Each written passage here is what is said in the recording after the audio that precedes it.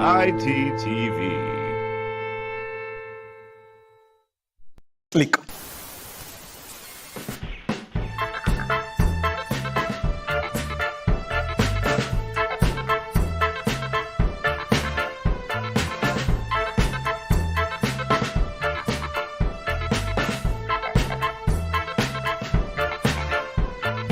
Old Ben Johnson running down the track. He won the race, but they took his medal back. They tested him, they said he took drugs. But now it looks like so did everyone. Ben Johnson. Remember when Ben Johnson sprinted to the moon? He was so fast, he was home by noon. Then Ben Johnson ran to the Middle East. By supper time, they declared world peace. Thank you, Ben Johnson, for all your service to the world. Thank you, Ben Johnson. You're a national treasure that we don't deserve. Now Ben Johnson just saved another life. It's what he does every day and night. Ben Johnson made me a believer, and now my favorite drink is Cheetah. Thank you, Ben Johnson. Thank you, Ben Johnson. Thank you, Ben Johnson. Thank you, Ben Johnson. Welcome. Thank you for joining us for another online program. Let me ask, if you are watching this program on Facebook, please click on the like button and also share our video if you wouldn't mind. If you're watching us on YouTube, on the other hand, please take a few minutes to subscribe to YouTube and then also ring the bell. These are new elements I've just recently learned about from social media, and they will help us to increase our viewership. So thank you very much for doing that. There is a donate button at the bottom of your screen. So thank you for watching us, and thank you for going through all of these logistical issues with the social media. Hello friends, welcome to our YouTube channel, accidentally named Irrational Times. He's got a microphone and his very own YouTube show. Gotta send in the clowns. Those were the days. Might feel the same way that you do. Might feel the same way. That time when IB2 saved and you did.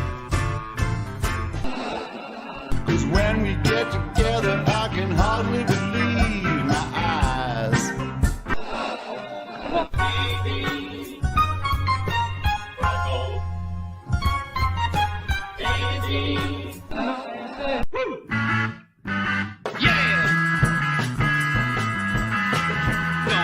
Around, or you're gonna get pressed by Johnny Boston.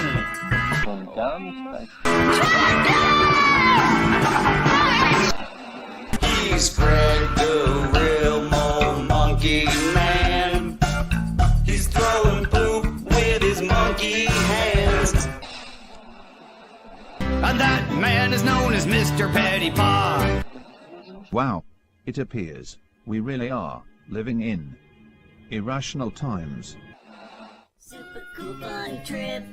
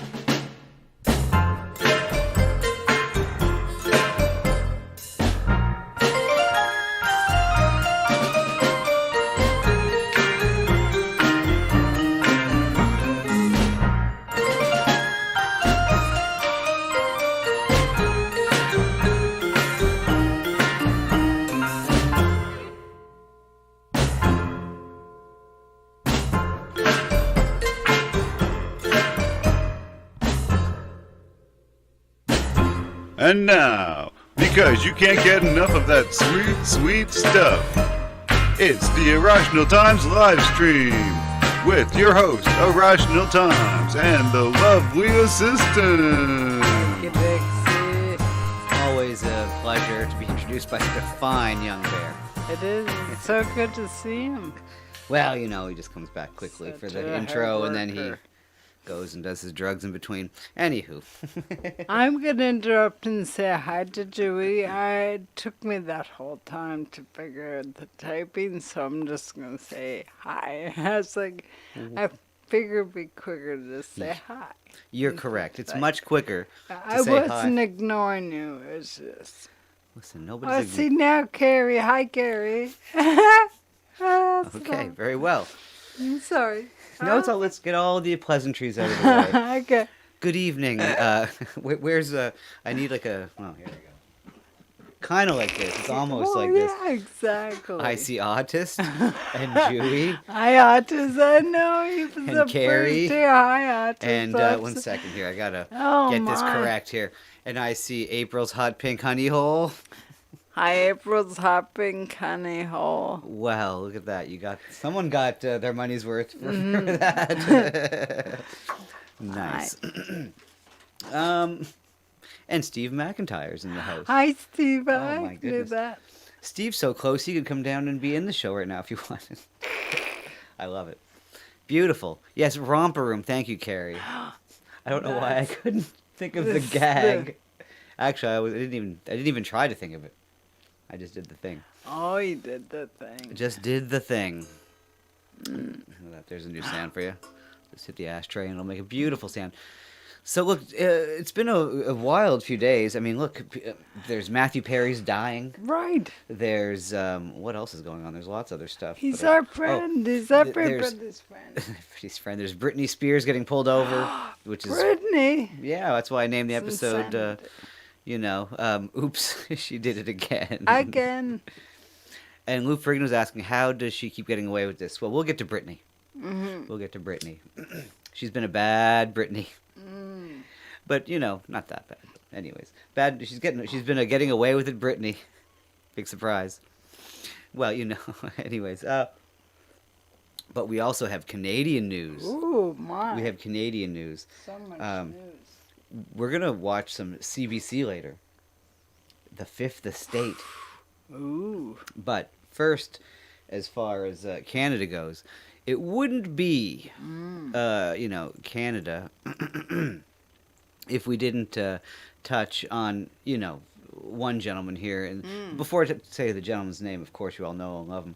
The point being, boxing. Look, we all know it. We all love it. Everybody wants to get punched in the face sometimes. Apparently. Sometimes people deserve it. Sometimes I they... do not like fighting myself, but you- apparently people like it. You're a lady. You don't need to, Yeah, boxing. I'm a lady. Exactly. Super lady. A fine, sophisticated lady who doesn't need to,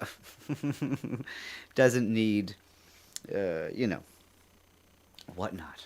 What were we gonna do? Oh, yeah, to get all caught up in the vicious sport of boxing. Right. That's for us, Right. Neanderthals pounding the piss out of each other. But we got some local stuff, and I'm not a big fan of boxing myself. To be honest, I like watching old clips of Mike Tyson destroy people, and old clips from the 70s and whatever. But Local. I don't really watch. I don't like MMA. It's too much for me, But there's some local boxing going on, world class local boxing, and I think we need the one and only Mr. Pettypaw. Are you looking for a fight? Well, you're gonna get a good one here. Oh my God, we're coming in hot. We No, are. Mr. Pettypaw, I do not want to fight, please. Well, he challenged you. Yes, well, I I think he decline. challenged us all. I declined. Sorry, we got to see that again. I love it. Good morning. Are you looking for a fight? Well, you're gonna get a good one here. To Sporting's Halifax Herald, John Pettypaw recording. Saturday, the 28th day of October. Ages 5, Canon, under 3, 4, 5, just 5 more Saturday nights from now. Ryan Rosinski. Not just Ooh, he's got anybody, this. but Cape Breton's own.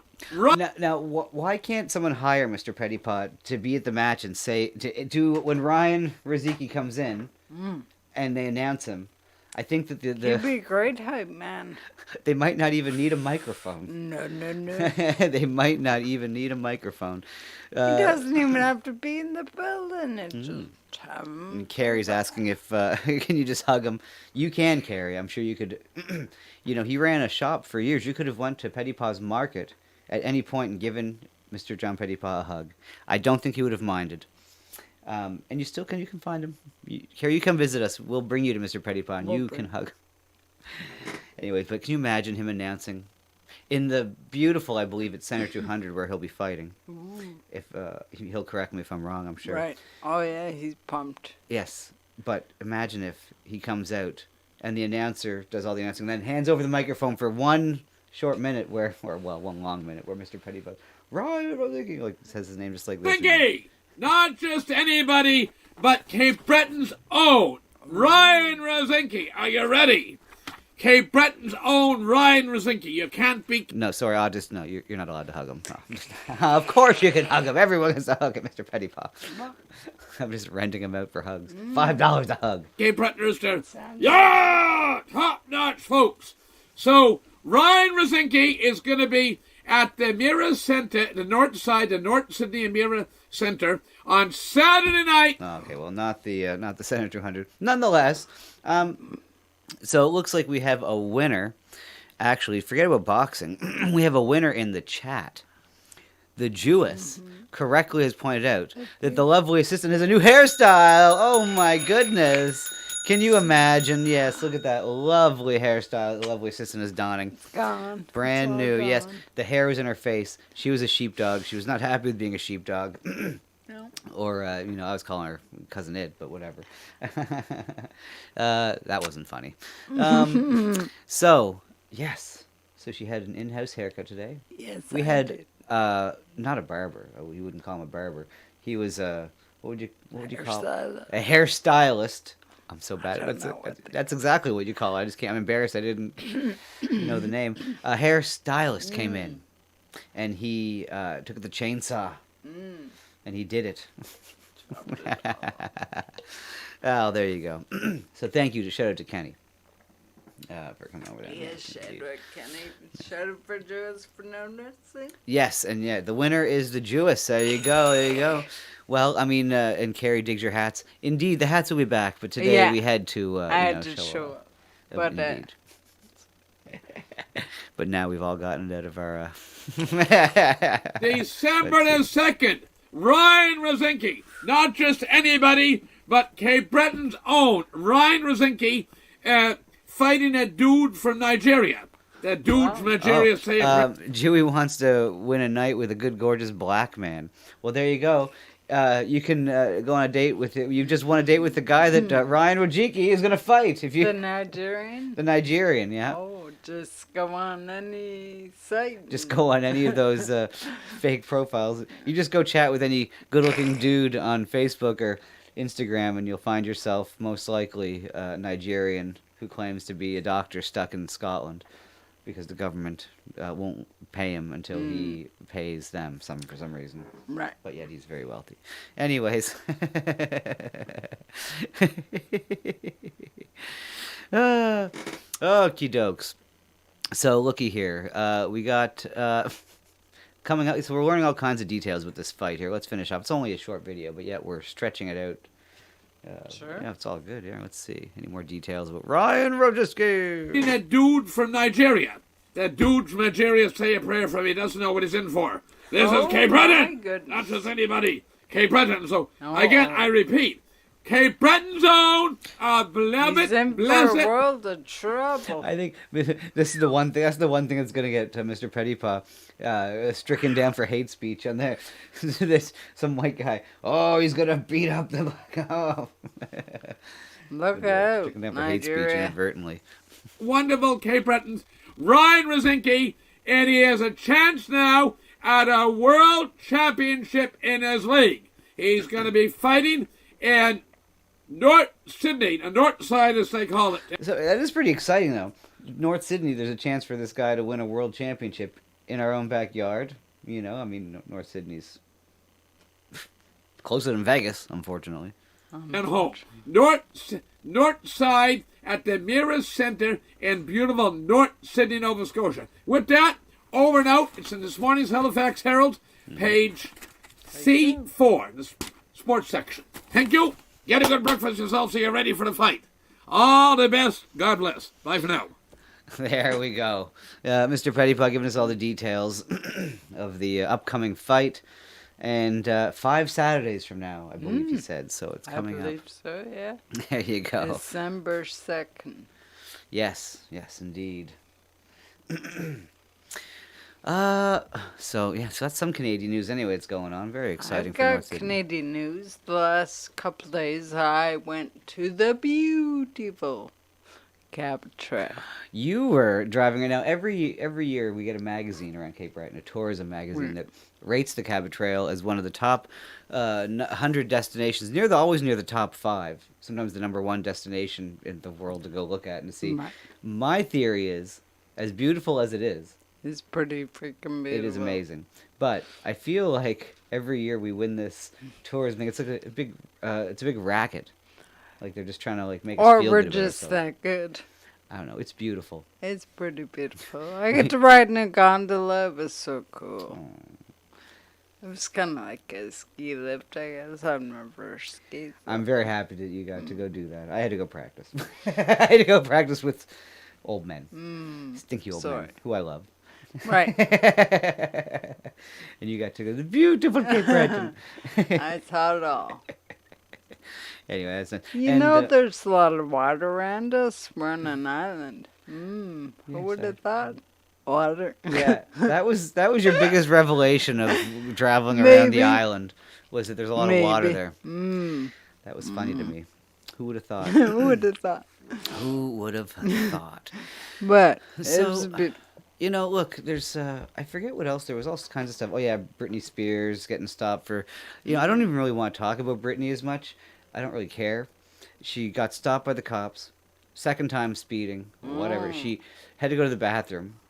She said I couldn't hear this in the body cam, but she said she had to go TT. Britney Spears, I don't know, whatever. She had to go pee, and she was that close to her house. I don't know, whatever. Was it Britney or was it a clone? Well, it would have been, it depends on what you believe. Because because obviously, if you believe she's a clone, it was obviously the clone that got pulled over. I don't know. Because you watch Britney spin. I'm just saying that the real Britney's long gone. Okay. On Instagram, Britney's just spinning constantly, just in a circle, in a scantily clad, sometimes nude manner. So, I mean, that's kind of weird. Right. But she has nothing on her. Not clothes, I mean, here. Let's see here. Welcome, Charlie. What's up, by the way?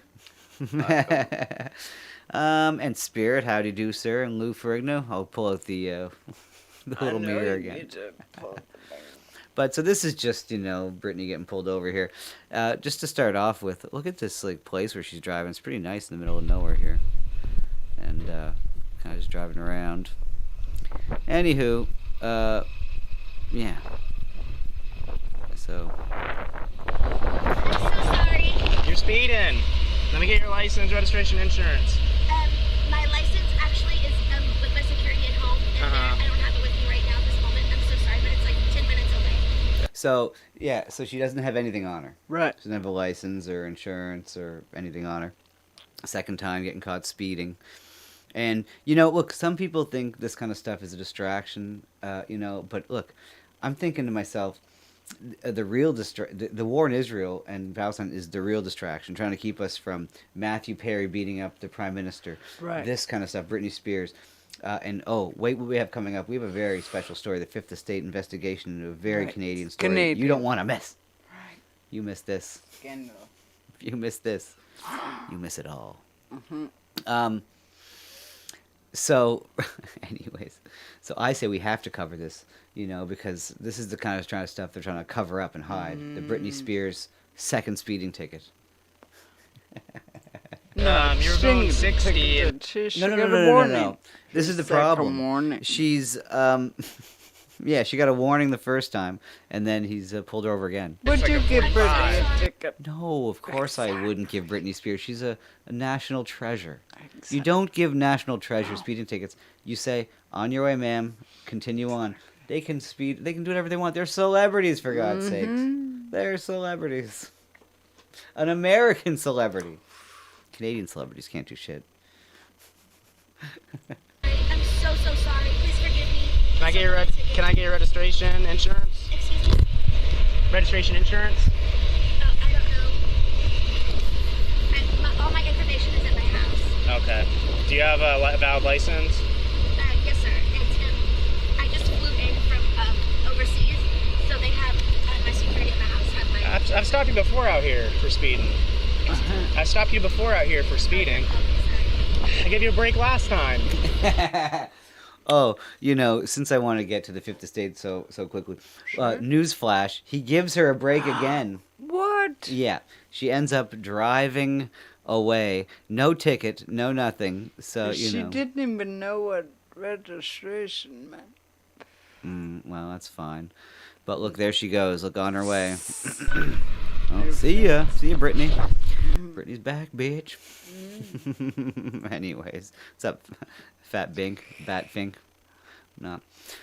So, yeah, there's all that. Thank you. Britney Spears, all the rage. Let me just get rid of all this shit and make way for the Scandal. the Canadian scandal. I was on my way to practice the other day to rehearse. Hold on to your seats, because Canada. Oh, Canada. Well, I mean, look, this is a great example. A great example of one political side kind of going out of control, it would seem like. Because what we have here is, I was driving to practice on Friday, I believe it was, and listening to the radio. I like listening to the CBC. Usually, I actually like to hate listen because it infuriates me on the constant stories and the twist they have on the stories, and the stories they cover in general seem like very, leaning one way. Either way. When I used to listen, it was all Aboriginal. Oh, interesting you say that. And there is a lot of Aboriginal Native programming on CBC, Unreserved, and Probably 90%. in Ottawa when we lived there. Yeah, you did find it was. No, even when I lived in Halifax, probably, but I guess Wow. it was a while ago. But Okay, yeah. well, there you go. Duly noted. And so, who would have been one of the more famous Canadian Aboriginal Native singers, I wonder? Can anyone in the chat name one? I doubt it, actually. We'll see if anyone knows who one of the most famous Native born, I guess. The which is- lady? Yes, it's a lady. The great singer. She's been famous for decades here in Canada, so I guess there's no way anyone's gonna know, because she's Canadian famous. Man. But she started off in the Not Anne '60s. Murray. Not Anne Murray, no. It's a native, someone who's been associated with the native community, Aboriginals, and pushing like traditional No, stuff. Laura doesn't Oh wow, Laura P says Susan a Glucart. Ooh no, Celine Dion. No. I don't think Celine Dion has ever been. Okay. Oh, it is Laura. No, it's just I haven't heard that name in so long. It just made me giggle. It's like, wow, Susan a Glucart. I forget Laura's Canadian. Oh, yeah. Laura would know. That's cool. She But- knows that. She knows. What's up, Dan Snot? So, we're just gonna out and out say it here. One of the most famous singers in Canada is Laura P. says it. Buffy St. Laura, Marie. ding, ding, ding. That's right. There we go. Buffy you, St. Laura. Marie. Always, your dad had a crush on her. He did. He had the very long hair, I guess. She did, I should say.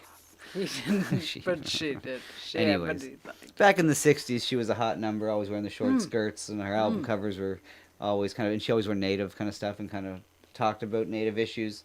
Hot and- take, she sounds like Yoko Ono. She sounds like Yoko Ono a little bit sometimes.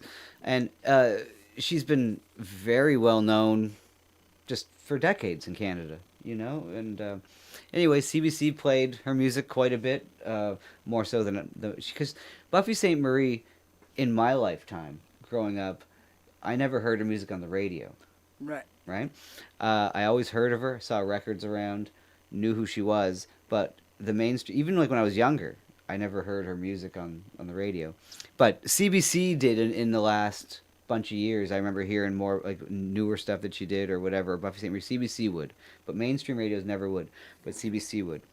But now CBC, the Fifth Estate, is investigating whether or not Buffy Sainte-Marie is actually Native, and have done a deep dive into this poor old lady's life. She's now, what is Buffy now, like in her 70s, or is she 90? I think she might be 90. I don't even want to say 100%. I think she might be, I forget exactly. Point being, we'll find out here because we're about to watch a deep dive into the, oh really? The deepest. Uh-oh, one sec. Oh no. Wait, really? This always makes me sad. This is a CBC Fifth Estate warning. This story contains mature subject matter, including references to sexual assault. Okie dokes. Trigger warning. It's missing trigger warning, actually, Fifth Estate. We need the trigger warning. For reals. You're letting me down. She's 82, Laura says. There you go. Yeah, she's old. She's old, so I'm not exactly sure why we're investigating poor Buffy Sainte-Marie, trying to disgrace her at this age.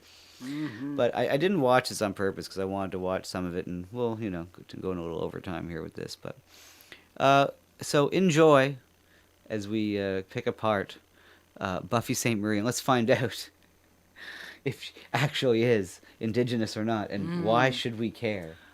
Right. Why are they destroying this poor woman? What is? I don't get it. Anyway, well, let's see, and we'll. She was 82? 82 years old. They couldn't wait till she died to besmirch her name. Is advised. On this edition of The Fifth Estate, a Canadian icon whose true identity is in doubt. I don't understand how, in the face of all of those details, you continue to tell a story that has no basis in reality. I don't get it. For the past couple of years, I've been investigating so-called pretendians, people who falsely pass themselves off as Indigenous. Okay, we have to stop right there. Pretendians? This guy's Is that hunting. what you call them? He's hunting down pretendians. This guy's a modern cowboy hunting down see. pretendians. I never heard of pretendians. You've never heard? Well, I mean, Beamon asks, is she a Nazi too? Well, no, but she's a pretendian. It's even worse than a Nazi. Probably the worst she could be, pretending. Damn. I think he mentions this one other case of a pretendian. I don't know the name offhand. It's kind of foggy and vague. But let's see who else this. The Jew is. Jew, you never thought you'd hear that term today, did you? Pretendians. That's a good one. Okay, let's see what else this modern cowboy has to say. What's happening really is that they're taking that opportunity from a real Indigenous. Sir, I think you found another pretendian right here. I don't know what this lady's all about, but, I mean, Buffy Sainte-Marie so far looks more Indian than her. I mean, one second, I want to take that back just for a second, because this lady is wild. What's happening really is... She's saying she's Native. Well, look at what she's wearing around her neck, and I'm assuming that she's a spokesperson on behalf of Native people. Jesus. Let's find out. That they're taking that opportunity from a real Indigenous person. Nearly 1 year ago. There's no way she has blue eyes. So if Buffy Sainte-Marie wouldn't be around, there'd be some other Indigenous person that would be filling that role. I don't feel like it was Buffy Sainte-Marie's Native ancestry, allegedly, that got her famous or what popular. Right. She was hanging out. Well, you'll see this here. They'll go through her history. Like Right. She was doing it in the '60s with like people that were already established. Well, even that were coming up in a prime, like in Greenwich Village and stuff with like Bob Dylan and shit. She was hanging with those guys. Whether she was Indigenous or not, anyways, whatever. Got a surprising tip about a famous musician. Here's Canadian legend Buffy Sainte-Marie. It just didn't add up. It just sounded fake. We spent months hunting for documents, trying to uncover the truth. So she was white. I remember those stories growing up that don't talk about it, we don't want any trouble. And we found a woman who's been holding on to a disturbing secret for almost 50 years. I'm Jeff Leo from CBC Saskatchewan. This is The Fifth Estate. She is such pretending. Why didn't they use that song, The Great Pretender, in there? That would have been good. The music, the emotional manipulating music. Yeah. I learned early on that what was absolutely true was not necessarily true for me. Yeah, she was adopted and shit. Like, who the fuck knows what's going on? We're gonna find out, though. Last year, Buffy Sainte-Marie was honored at the National Arts Centre in Ottawa, which hosted a concert celebrating her life and legacy. Okay. Over her 60-year career, she has racked up an impressive array of awards reserved for Indigenous artists.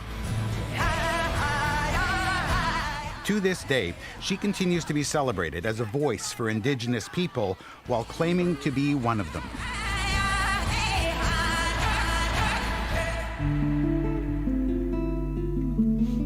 She began. Just for the record, I think my opinion of this is the whole way through is going to be leave this poor woman alone.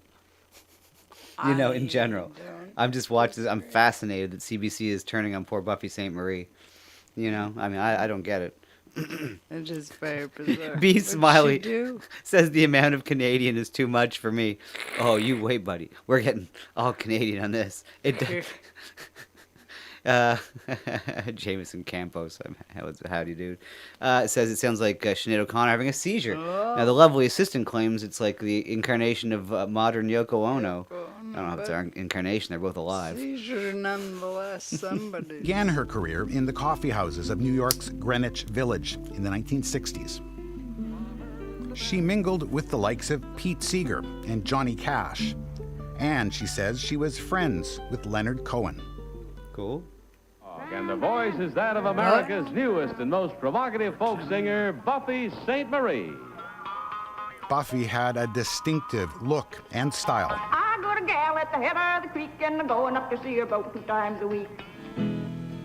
Yeah, she was into like country hoedown music there with like kind of roots kind of stuff, you know? Like, totally. That's cool, you know, and that's what they did then with the folk music. Rose to stardom. In 1964, she was Billboard magazine's Best New Artist of the Year. Sure.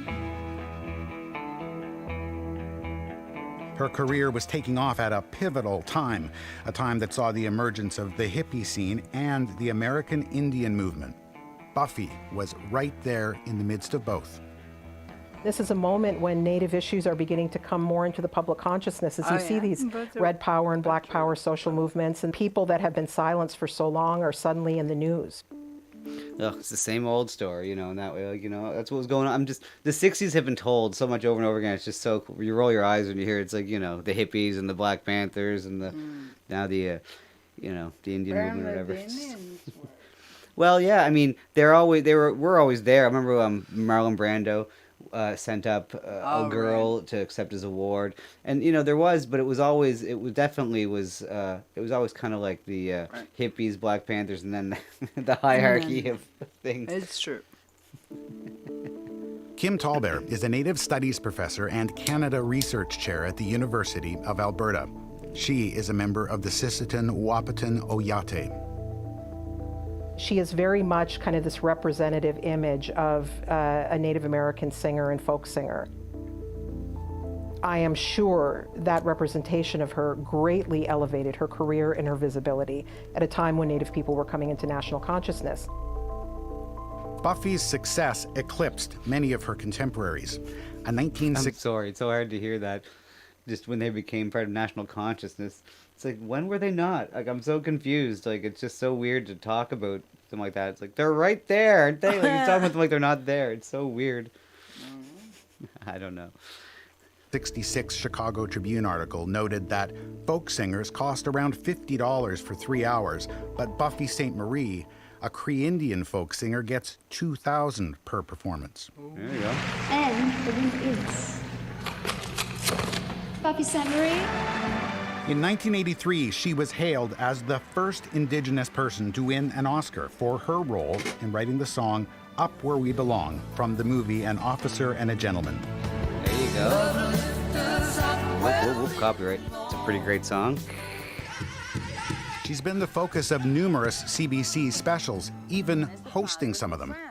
Welcome to the Great Canadian Heritage Quiz. So gather up the family and let's get ready to play. She's a companion of the Order of Canada, this country's highest civilian honor. So what did she do now that makes any difference that they're like tearing her down like a modern statue of Robert E. Lee for some stupid reason? What did she do? Who did she show? I want the CBC to show me on the teddy bear where Buffy St. Marie touched you. Totally. God damn. And just recently, she got her own stamp. Over the years, Buffy used her fame to draw attention to the plight of Indigenous people. So, yeah, and Charlie says she does have a weird, not white look to her. Sure. The point is, I guess, why I say leave Buffy alone. It's like, what difference does it make either way, in a way? Like, you know, like, she's just a fucking human. Like, I mean, I guess we'll get to it here. Like, she's adopted. I don't know what the fuck. What does it matter anyway? That's the thing. Sorry, I kind of lost my point that I was going to make. The way CBC and, you know, I mean, lefties or whatever you want to call it, frame everything is around race these days. And there's some kind of hierarchy that they put on things. I was joking earlier when I said that, you know, about the Black Panthers, hippies, and Native people. But, I mean... She's on a stamp post wondering, would your brother have it from your dad? Yeah, well, I think we have all the stamps here or whatever. But, or no, I don't know, whatever. Well, I don't know, maybe. But the point being is they make everything about race so much that this is what they've come to now. They're just like, you know, tearing down someone that actually did good for, you know, or brought awareness or was the forefront of this movement they claim to be she stole proud the of. stuff from others. How do we... I don't know. Some of us, look, I'm lucky. I was adopted, and I'm lucky to know my family and my heritage. But what if I didn't? Right. You know, sometimes you don't know, and you could, like, claim something else that you just grew up in and you were part of. Does that make you less of that? I don't think so. In the early 1970s, she helped fund the Native American occupation of Alcatraz, arguing the island where the famous prison sits should be returned to Indigenous people. The Indians are in the worst state of poverty of any minority group in North America, not because we're stupid, not because we're poor slobs. It's because we've been mistreated. It's a weird thing. She was on Sesame Street. Oh, she was on Sesame Street. I find it an odd thing to try to reclaim a prison. Just for the record. It makes me kind of laugh. They tried to reclaim Alcatraz. I don't know. I love Alcatraz. You love Alcatraz.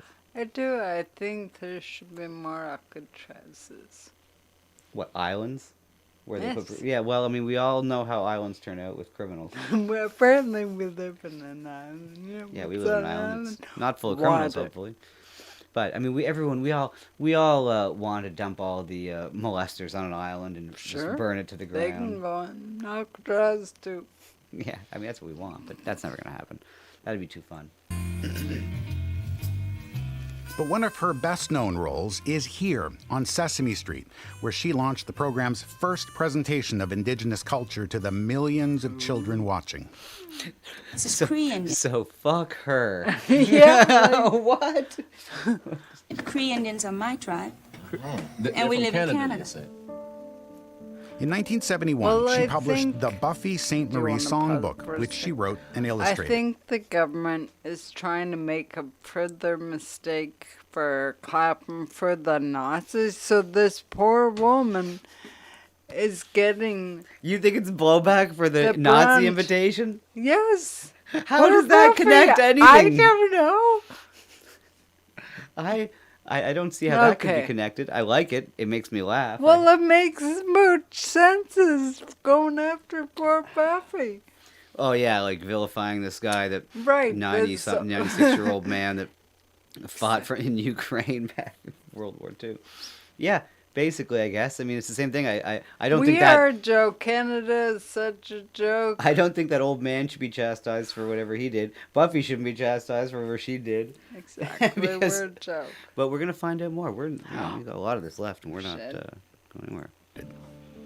What's up, Evil When I Ian? go home to the Cree Reserve in Canada, where I was born, I usually spend a few hours every day teaching the Cree language, she wrote.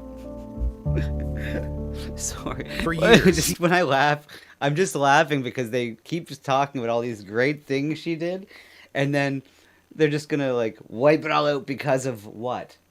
Not because of anything she's done wrong. It's not like she really, like there's all kinds of people that do wrong that should be canceled. Right. I mean, that don't. What the fuck? Britney Spears, 2 tickets, cancel her. two warnings, cancel her. But Buffy St. Marie, nothing. She has claimed she is It's the Cree. other way around. and was Sorry, born it was in the other way Iowa. around. Brittany gets 2 warnings and nothing. She'll be dancing on Instagram naked tomorrow. Destroy. Poor Buffy St. Poor Marie. Buff. A First Nation in Saskatchewan. Then, the story goes, she was adopted by Albert and Winifred Santa Maria and raised in Massachusetts. Ah. She claimed that in her early 20s, she was reunited with her Piapot relatives. Okay. I'm just coming down from visiting my folks in Cree Reservation in Canada. Oh, yeah? Lord knows. Oh, a reservation. Are you Indian? Mm-hmm. Yeah. Oh, really? That story became central to the idea. That answer was not very convincing, Buffy. You gotta do better than that. Mm-hmm.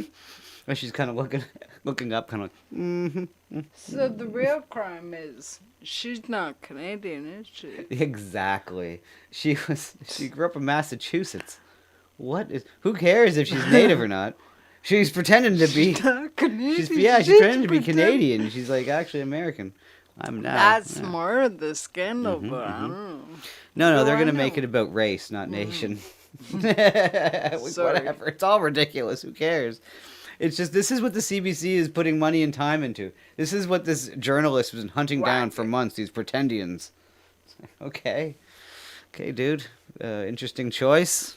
Identity she has projected. Okay. Oh, sorry. Before we move on, Adam Goldstein says Elizabeth Warren.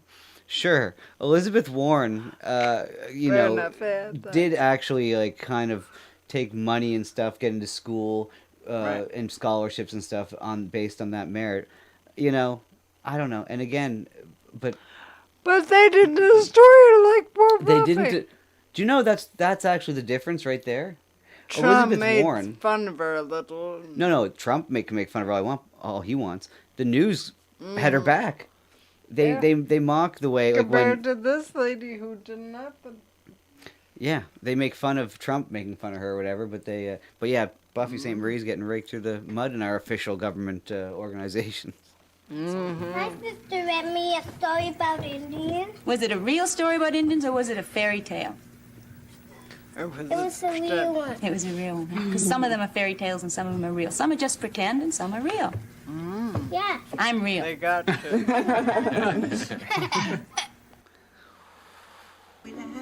I think that was their gotcha clip moment they wanted to have, where she said, "I'm real." Right.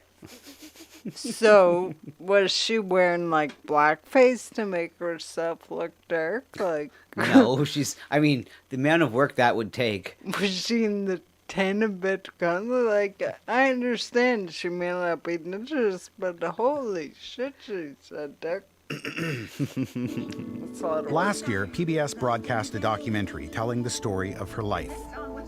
It caught the attention of freelance journalist Jacqueline Keeler, who's a She looks fun at a party. Look at this one. Oh, yeah. She can really let loose there. Look at her. The scorn. Yikes. She is not happy. No, she is. Yes, no, she is. Somebody scowling. pissed in her cornflakes. Yeah, Buffy St. Marie. Oh, right. The member of the evil, Navajo evil. Nation and is Yankton Sioux. I was promoting it on my social media. I was. How dare I was she? saying, watch it. So I sat down with my son, who's a musician, wants to be a rock star, and so we watched it together. Keeler has been exposing so-called pretendians, those posing as indigenous and using that claim to benefit themselves. I'm an adopted child. I was born in Canada and grew up in Massachusetts. While watching that documentary, alarm bells went off. I'm just like, wait a minute, this is just like those stories I hear pretendians tell. I mean, I was just like, it just didn't add up. It just sounded fake. When did this term I don't come know. out? We miss pretendians. Pretendians. It's ridiculous. Later, Jew. You have a good night there. Good night. So, is it only to do with indigenous? Is that a plain Indians? No. If you pretend to be from India as well, that has to be a pretendian. If you pretend, I'm not sure why you would do that. I mean, that seems like it'd be a lot more work. So, Sean King, is he a pretendian? In a matter of speaking, yes. Yeah, in a matter of speaking, yeah. I mean, he's Talcum X, but yes, Right. he's a pretendian. In spirit. I'm just wondering who these pretendians she speaks of. Apparently, there's a whole lot. Yeah, apparently. Well, there was a lady that ran the NAACP. Again, that's black people stuff. Right. Yeah. Can they be pretendians? I'm saying yes. All right. Yeah, throw them in there. They're pretendians too. I don't think this term should just apply to indigenous Okay. people or whatever, Just or native people. It should be anyone faking it. They're I pretending. wasn't sure if the pun was on the Indians, the Tindians. Who's Adam Goldstein's asking, why don't Red Dot Indians get casinos too? It doesn't seem fair. I agree. I mean, they run convenience stores well. There's no need to no reason to think they wouldn't do fine with the casinos as well. Right. Anyways, in that regards, we have to got to get back to this piece of work here. Deep dive. That intuition launched a hunt for the Buffy truth. ruined her life. Intuition. I feel like there has to be like a play on words there too, like intuition. Her Indian tuition was kicking in to find the pretendians. When we come back, You have to understand what it's like to be an indigenous person who has been adopted. Yeah. The records are sealed. You don't get to find out anything.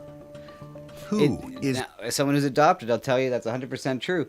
You don't get to find. You have to write to the adoption agency, and then they'll give a letter to your folks when you're over 18 usually, and then they'll write you back, and then you have to communicate. Then you can communicate together. But first, you have to go through a third party in the Canadian Adoption Agency, and I dare say that mine was this. Now they'll make it sound like it was different for natives. I have a feeling it was like, anyways, we'll see. The real Buffy Sainte-Marie. I physically called him up and said, hey, I want this birth certificate. Do you have that record? Yes. The fifth estate. Pink trains. Oh, Mr. Pettypot, love those trains. We can't. Buffy Sainte-Marie grew up in this mostly white, Christian, middle-class town on the outskirts of Boston. Exactly, not Canadian. She was More raised of an by average. Albert and Winifred Santa Maria in this coach house.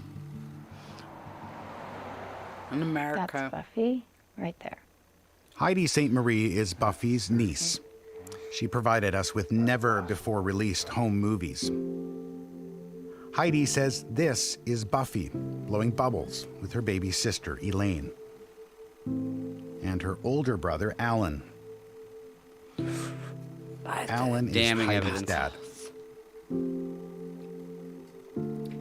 There's literally a Thanksgiving dinner, and we've got Grandma Kenrick, who they call Mom, Ma, M-A. So Laura's clapping back, saying that she was born in Saskatchewan, technically. So Thank she you, is Laura. Canadian, but she was adopted and went down to Massachusetts. Okay. I think you did miss that. I knew I that, but I sure should have corrected did. I was you. just You missed that. Well, they glossed over that pretty quick, that she was, in fact, born She in was Saskatchewan. blowing bubbles. Yeah, exactly. So. And Amelia, so that's Santa Maria, who they call Grammy, and great-grandpa Michael, who they call So these people adopted Grandpa. A happy childhood. According to Heidi, Buffy was just one of the family, an American of Italian and English ancestry. The music is so sinister. Buffy was not adopted. It's true. The music is very sinister. They're trying to make it sound like, ooh, something evil's going on behind the scenes at Buffy St. Marie's little house birthday parties. She was a child of my grandfather's and my grandmother's.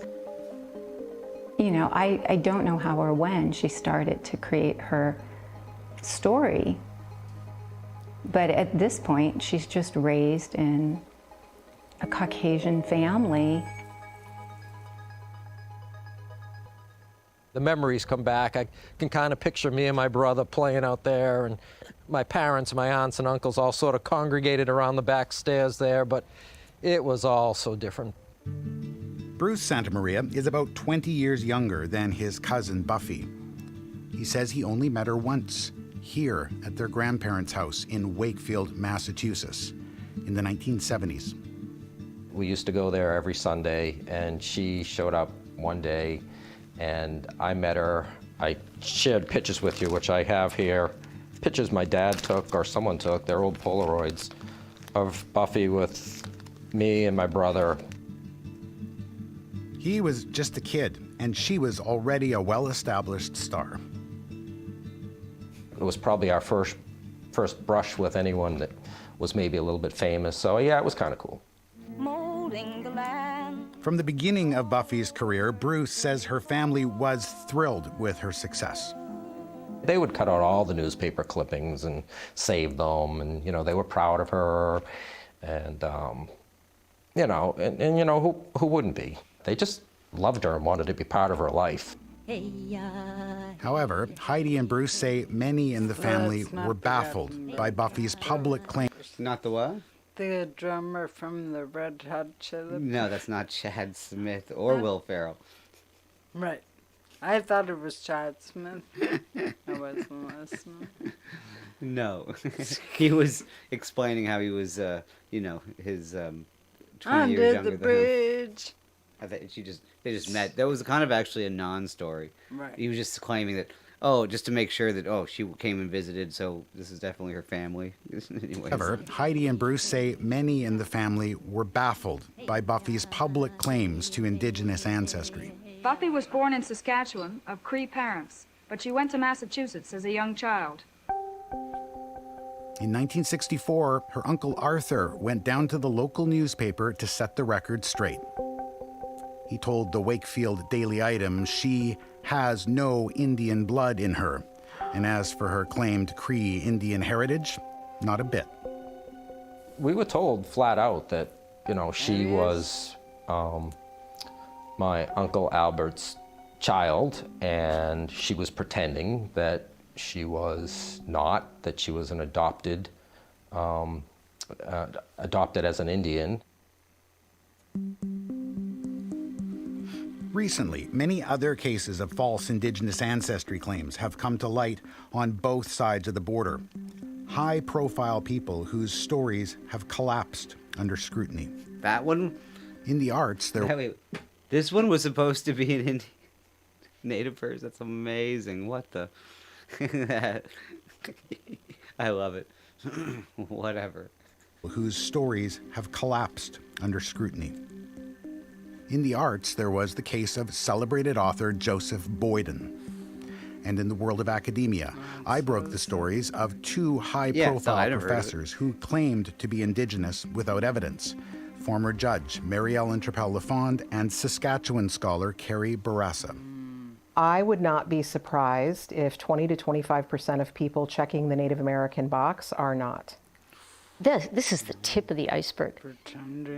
Métis lawyer Jean Théier is a descendant of Louis Riel.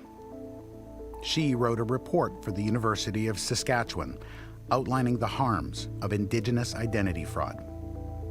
It's intentional. It is deception. It's a lie. They're taking that opportunity from a real Indigenous person. They get a benefit from it, and for some of them it's a huge benefit. It's prestige, it's money, it's grants and awards and positions and work that they would never have gotten otherwise. So they're saying they think that Buffy St. Marie never would have gotten anywhere in music if she wouldn't have. Because she was. Okay, well, Okay. that's what they're saying. Yeah. Now CK is saying that he's old enough to remember her album and how all the hippies said she was of Cree ancestry. Right. You know, so I mean, fair enough. She's all. That's what she's been saying. Yeah, she's been, but now the CBC is uncovering new information. She's. These are people who have sometimes built their career for decades. For years, Jacqueline Keeler has found herself in the midst of controversy for her work exposing pretendians. Critics say she is destroying reputations by making How long has reckless she been allegations. destroying them? Years. I missed how long. I'm not going to take it back for that. But, oh my God, this is a job. This is a job she has to do. She's Get the pretendians. But she says that's not what she's doing. These people are being whispered about.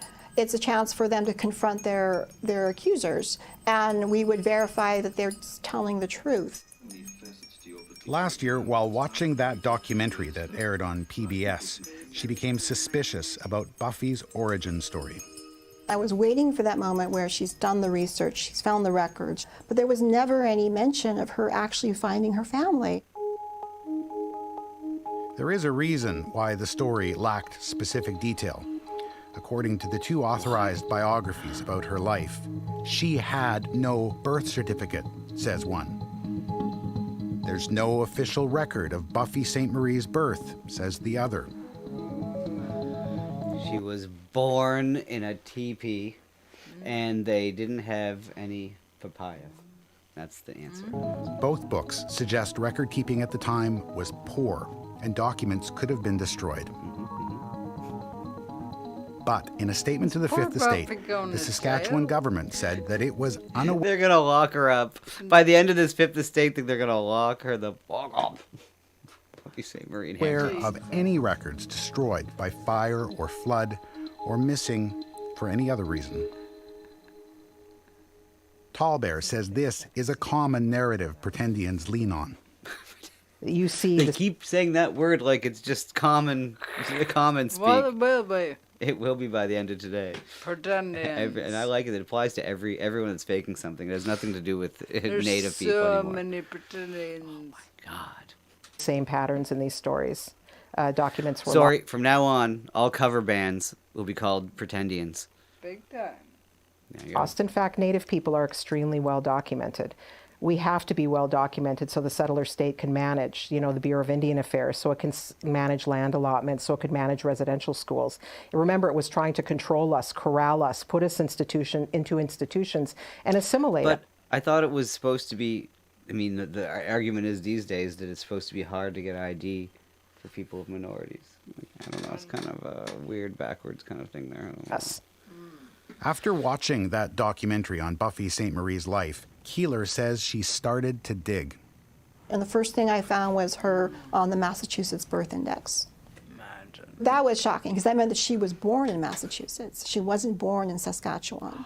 And so then I spoke to another researcher. It was such a shock when Jackie said, hey, I've got this information that Buffy may not be who she is. And I'm thinking, so we might actually be correct. Yeah. She's American. All this time pretending to be Canadian. It was during the Vietnam. Here, I'll tell you a more plausible story.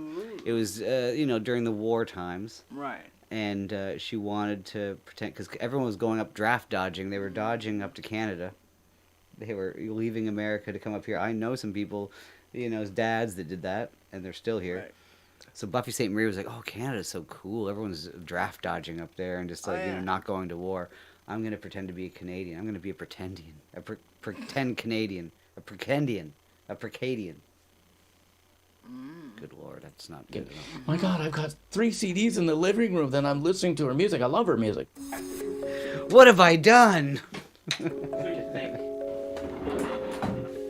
Doug Buchholz researches false claims of Indigenous ancestry from his apartment in New Hampshire. He had been adopted as a little boy, and he used to believe incorrectly that he had Indigenous ancestry. Oh, wait, he used to... What's that? He does it from his apartment. He has information just in his apartment. He has what? Information, I don't know. It's called a computer. Yeah, you know, you can get this stuff called information. Shut up. On the Move computer. on, I'm sorry. But we gotta, this guy, yeah. we gotta focus. This guy used to think he was indigenous. He must have done a 23andMe thing and said, "Oh, you're whatever percent Idaho potato," and then the rest of you is Indian. Like what? I don't know. Like, let's see. Boy, and he used to believe incorrectly that he had indigenous ancestry. So he knew what to look for and where to find it. And she sent me the JPEG of the birth index for Stoneham, Massachusetts. And she says, is this proof that she was adopted or not adopted? I says, no, you can't validate that. You have to see the physical record. I physically called him up and said, hey, I want this birth certificate. Do you have that record? Yes. Okay, what's the protocol of getting it? Oh, you just send $22. We can do it right online. So that's what I did. Buchholz had just discovered that The internet. sitting in the town hall in Stoneham, Massachusetts, was the very thing that for decades Buffy St. Marie had claimed did not exist. Her birth certificate. They found it. They Coming found up. Buffy St. Marie's birth certificate. We go to Massachusetts. I can say absolutely with 100% certainty that this is the original birth certificate. That's a copy of her birth certificate. And we begin to learn why the truth has been hidden for so long. This letter is all pain. This is what changed my whole worldview. Ooh, we gotta wait to find out. They go into commercial, but guess what? There's no commercials around here. Earlier this year, we traveled to Stoneham, Massachusetts, about 20 kilometers north of Boston. We came here to see whether this is where musician Buffy St. Marie was born. So we're getting to the bottom of this, this mystery. Our first stop, the town hall, where we met the woman responsible for the birth certificates here. Oh shit. Sorry guys, the chat stopped working in Restream. I thought that the last... I thought everyone stopped chatting. I have to stay on YouTube. That's easy enough. My bad. Maria Sagarino is the town clerk. She's responsible for all vital records in this vault. So what is this? So this is the book from 1941 that contains Beverly Santa Maria's birth certificate. As each child was born in Stoneham, a birth certificate was created, and they're stored in sequential order in these binders. Yeah, so am I understanding this right? Her name is Buffy St. Marie now, Yeah, right. and she's a folk singer, Yeah, yeah. and she's... Is this one acting like she doesn't even know who Buffy St. Marie is? I love it. Everybody does know who Buffy St. Marie is, don't they? I thought she was like the most famous lady in the whole world. She is tonight, anyway. says she was born in Canada, Yeah. and that these people adopted her? Right. Okay. Yeah. Yeah, not true. Yeah. Buffy St. Marie has claimed she has no birth certificate. Sorry, I'm just... Again, like, I was adopted and I had to go through the whole phase. I'm just trying to think to myself, before I made contact, what I had and how... Right. Like, because my parents did have all the paperwork, you know, I mean... anyways... And that she was born on the Piapot First Nation in Saskatchewan. She says she was adopted by Albert and Winifred Santa Maria and raised in Massachusetts. Sagarino says this document contradicts that entire story. I can say absolutely with 100% certainty that this is the original birth certificate. Beverly Jean Santa Maria was born in Stoneham, Massachusetts at New England Sanitarium and Hospital on February 20th, 1941. She was not born in Canada. And if anybody is saying otherwise, then they're misinformed. So, and Carrie sees, like, I don't get why they care so much now. It's so true. I mean, well, even if they would have found out back then, I don't know, like, I don't know why it matters at all. It's just funny that CBC is turning on Buffy St. Marie for some reason. Like, She was their cheerleader for years, and now again, it's not like you'd expect this from like get the Harvey Weinstein treatment or something, you know. It's just because this is proof. Gotcha. So she was a female. She was white, because back then they put the color of the child. She was born to Albert Santa Maria. He was also white. Her mother is listed as Winifred Irene Santa Maria. She was also white. And then they also wrote otherwise known, because I guess the last name was Santa Maria, but the family used Saint Marie. And then you've got the doctor certifying that he attended the birth. Sorry, Lou is saying that she was born in an insane asylum. Is that what this is? Sorry, I'm trying to see what hospital it's from. I missed that. If I missed that part, then, I mean, that is kind of, that would make sense, I guess. But the other thing is, why would you have to make up any story? Why, like, why wouldn't you just say, oh, you don't have to say the fucking place you were born, like the building you were born in. You can, I don't know, it's so weird. You can just make lies up about your parents and say, oh, my parents, they were never crazy. They were always very sane people. Birth. That same doctor delivered Buffy's baby sister 7 years later. There's no refuting this, because it's in my custody from my files in my vault. In a letter responding to the fifth... Who makes her the vault queen? She's the vault queen. No one gets this information through my vault. The state's request for an interview. Oh, Buffy's did lawyer, they say sanatorium? I'm sorry for pausing it so quickly there. They said sanatorium. That's 100%. That's the wacky house. Butterscotch Palace, we call them here, because our insane asylum was painted that color of butterscotch. It's long closed. Research shows that children adopted by parents in Massachusetts were commonly issued new birth certificates with the name of their adoptive parents. Sagarino says that is not what happened in this case. If they had adopted her, this record right here wouldn't exist. Sagarino explained that as each certificate is registered, they're given a number and filed in chronological order. That means Buffy could not be baby number 49, like this birth certificate says, if she had been born in Canada. So this is 48. So this is the one right before Beverly. If you were to look at all of the other ones in the book, you would see the same thing. Everything about it is original. Other documents we uncovered tell the same story. A 1945 life insurance policy taken out by Albert and Winifred for Buffy when she was a child says she was born in Stoneham. I do like all these old documents. It's fun looking through all this old stuff. I have a bunch of old documents, from some old books from the early 1900s or whatever. Some old, what'd you call it? Just logs from stores, and that's kind of cool. But the 1950 U.S. Census says 9... They're trying to. I think this is going to backfire. I say it's going to backfire, and Buffy St. Marie is going to be more popular than ever. We'll see. Year-old Buffy was a white girl, born to the St. Maries in Massachusetts. No, those were all just winners. Look, all those W's, they were just winners.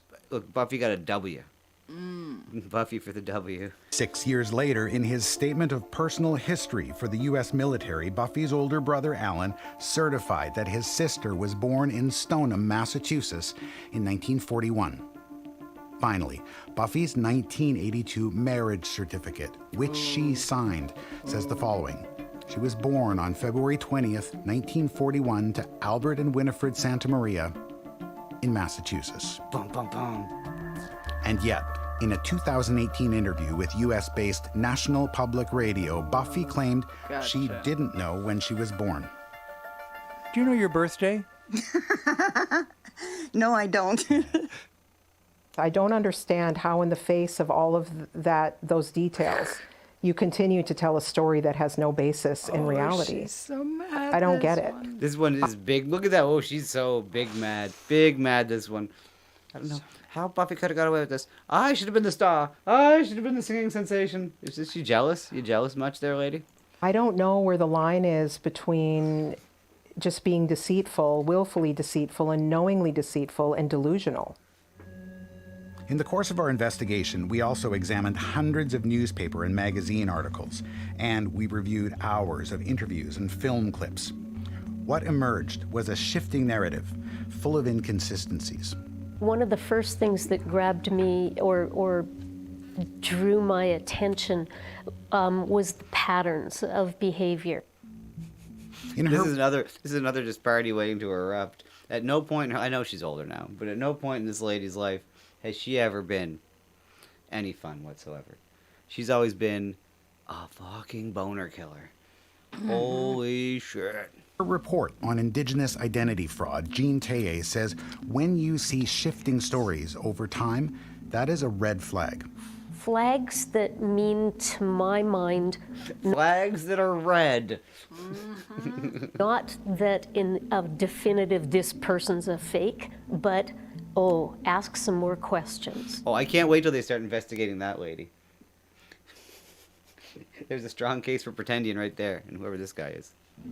As an example, she points to the story of well-known Canadian author Joseph Boyden, who for years was considered one of the country's great Indigenous writers, until his story Never heard of him. unraveled. If you see a pattern, for example, Joseph Boyden identified as multiple different Indigenous identities over like a 10-year period, so over a decade. When you see something like that over time, that's one of the red flags. In our analysis, we could find no mention of Buffy's claim to Indigenous ancestry during her teenage years. Her high school yearbook and newspaper articles about her say nothing of it. The first mention of her ancestry claims we located was this night. Can we just point one thing out here? We're just forgetting this one major part of the story, of history. Not just this story, but all rock musicians, not all, but it was a great tradition in music, especially in the 60s, for people to make up names, stories of their back. They all wanted to be gypsies walking around free, like they all came from middle class houses, and they pretended to be artsy fartsy, fucking trippy dippy hippies, whatever, and that's what happened here. I'm guessing it's a stage name and persona that she just, took on, and it happened. That's part of what it is. And I'm why sure. are they destroying her? Well, at the end of it, CBC will show us where Buffy St. Marie touched them on a bear. 1961 article which calls the 20-year-old an American Indian girl. Over time, the descriptions of her became more specific. In March 1963, the Fort Lauderdale News called Buffy a full-blooded Algonquin Indian. Later that same year, the New York Times echoed that. The news is full of shit. Yeah, okay. Big surprise. Calling her a young Algonquin Indian girl. A few months later, the Detroit Free Press said she was born a Mi'kmaq Indian in Maine. Okay, yeah, so they got it wrong. The next month, she told the local Wakefield newspaper she's half Mi'kmaq. By the end of the year, she was referred to as a Cree Indian folk singer in the Vancouver Sun. And that one stuck. So, in less than a year, she was reported as Algonquin, Mi'kmaq, and Cree. Well, those are so far apart that it's a little bit ludicrous, right? Algonquins from Ontario or a little bit into Quebec. I'm sorry, I just heard in the Pigs in Space, the Algonquins in space. I don't know why. Don't ask me why. Okay. It makes no sense for nothing. Or Cree well, you could be Cree in Northern Ontario. Matt E says that's a trans. That's a descendant of Louis Riel. You put some respect on that name, sir. Northern Quebec or anywhere on the prairies, right? But Mi'kmaq, that's the East Coast. It's really difficult to believe that somebody could mistake being Cree for being Mi'kmaq. The Manitoulin Island Powwow was an annual event that began in the early 1960s. It drew delegations from First Nations across North America. It was at this powwow where Buffy's life took a significant turn. It's where she met Emil Payapot, son of the famed Cree chief of Saskatchewan. Anal pile pot? That does not sound like an invitation I want to take from any anal pile pot. Saskatchewan's Payapot First Nation. We Anal found pie and footage pot. of their early days together. According to Buffy's most recent biography, she claims it was around this time she was told Emil Payapot and his wife may have been her long-lost Cree parents Anal. from Saskatchewan. There really has to be a better way to say that. Wouldn't it be like I heard 'em. anal, pop? Not he just straight up anal. What? I heard it for sure that time. At Oh, first clear I as was day. like, what are you going on about? Oh, I think there's gonna be more anal. Dang. She and the Payapots quickly developed a close relationship. Good night, Laura. You take her easy. Exactly. Buffy forever. We're not gonna have her good name have CBC drag it through the mud for no reason, unless they tell us at the end. It'd be funny at the end if they're like, yeah, Buffy St. Marie. She actually, became had conservative leanings, and then it would just be like an eye-opening kind of thing if she said like trans kids didn't exist, Right. or there's only two genders even, or something, wouldn't it be funny if at the very end of this hit piece, nonsensical hit piece, nothing burger hit piece, at the end of it that they say, and Buffy St. Marie, just shortly before this, had made some, comments about the LGBT community that didn't sit well with gay activists, and that's why. It would make perfect sense. Makes sense. 'Cause We spoke about it in Laura, Laura's a spoiler. That's fine. We love you. Laura said she already said she watched it and she didn't believe them. Goddamn, Laura said that's what happens. Can No you way. imagine? I was joking. No, Laura's joking. I'm too trusting. Good night. in that PBS documentary Good one. that aired last year. Believable. They were super traditional. And actually, Emil Payapot told me that he She had said talked it. to his wife, Clara, who we always call Kokum, which means Clara loved anal. Apparently. Clara just really, you could tell when they were together how much she loved anal. Yeah. Clara and anal were just a great couple. grandmother. He told me that they had lost 2 daughters and that they wanted me to be their daughter. Soon after, the Payapots adopted her into their family. Over the years, Buffy has said she may or may not be blood related to the Payapots. That's just one of the contradictory stories that have been told. Her 2012 biography claims Buffy's Cree mother died unexpectedly after giving birth. In an Ottawa Citizen article from the 1960s, Buffy indicated her mom gave her up for adoption. She told a reporter, "My real mother wasn't in a position to keep me, but I always knew who she was." Okay. And just recently, in a letter to the Fifth Estate, Buffy's lawyer said the singer was a likely survivor of the 60s scoop. It's worth noting that the Queen came and visited her. It just happened that the Queen came by, and then on her way to Massachusetts, dropped her off to some locals there afterwards. I still don't get what she did wrong on the industry. Nothing wrong. I mean, unless at the end they have some kind of twist. I don't know. It's such a weird story to come out. This is why it's so interesting to me. 60s scoop is widely recognized as having started in 1951.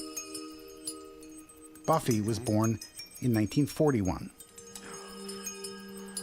Here's what Buffy told NPR in a 2018 interview. You were adopted. Tell us what happened. In Canada, we had something that's sometimes a little bit later referred to as the big scoop, where Native children were removed from the home. They're assigned a birthday. They're assigned kind of a biography. So in many cases, adoptive people don't really know what the true story is. These stories, just multiple stories that can't all live together.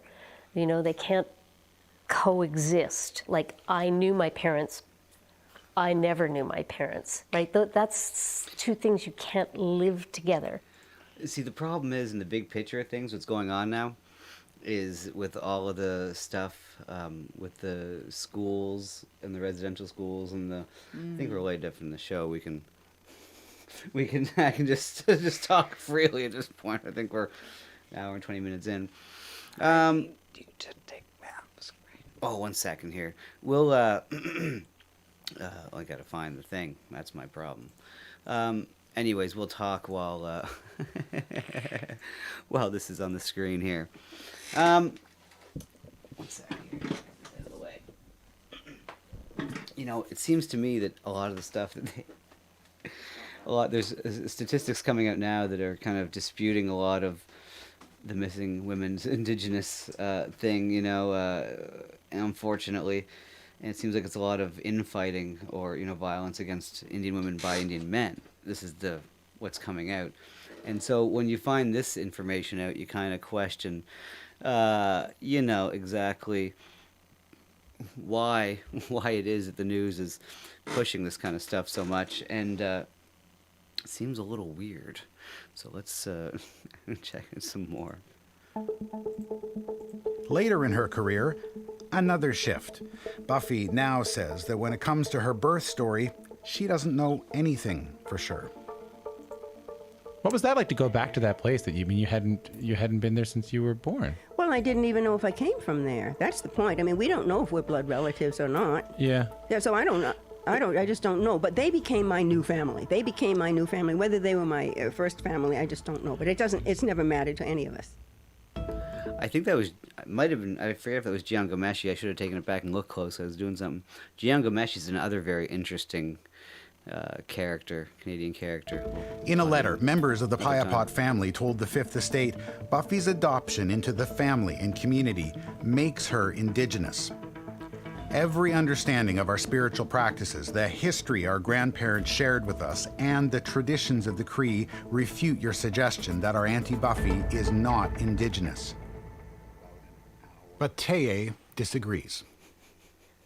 It doesn't make you Indigenous overnight. This one disagrees with everything. It simply makes you a member of that family. It's a very serious and lovely thing that they're bringing you into their family, and that gives you lifelong familial obligations, which are serious. But it doesn't have anything to do with whether you're Indigenous or not. We requested an interview with Payapot's acting chief, but he declined.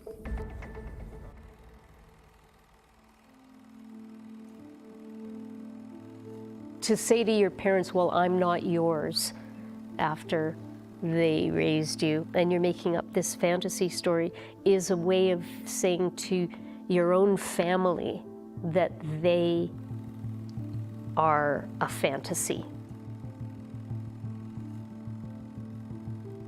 For the family, it was always a bit of shock and awe about why she was doing this.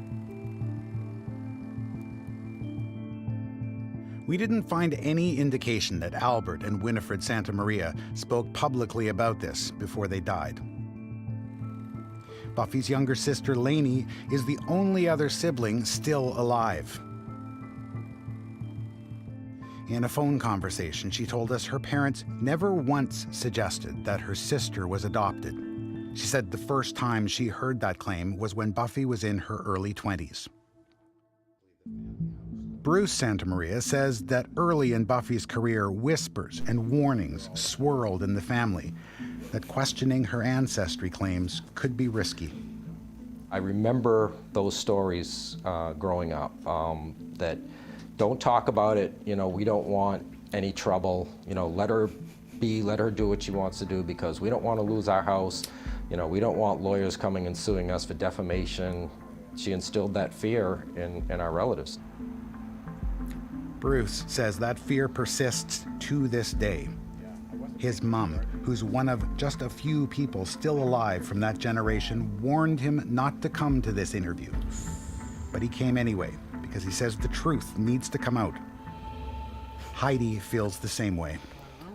Why? Oh, now it's all making sense. No one got any sweet Buffy St. Marie money. Oh, fair enough. God, it's so obvious. I feel so stupid now. It didn't take me longer to figure this out. Right. I'm a little embarrassed. These guys didn't get any of the sweet Buffy St. Marie money. Right. They wanted some of that sweet buff stuff. Some of that quid.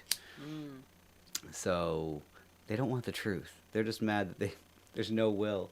They found out there's no inheritance. She's leaving it all to, a tribe. What's up, Aristocock? When we come back, a chance encounter leads to a life-altering confrontation. And I don't want to cry Go ahead, cry. because it breaks my heart. Cry. Do it. Oh, it's a break. I thought it was The Price is Right. I think, what? When are they getting The Price is Right? It's awesome. What is disco powwow? Disco powwow? That's already a thing. If not, I'm going to. We're gonna find out. God damn it! If it's not, no, if it's not what I think it is, it's gonna make it. Buffy St. Marie, you're right. After years as a folk artist, Buffy St. Marie was looking to reinvent herself. Oh, wait, now. I think we, it's kind of the opposite of what we're talking about here, but I think we need to really, oh my God, what's going on over here? What are you doing? I gotta, now I have to.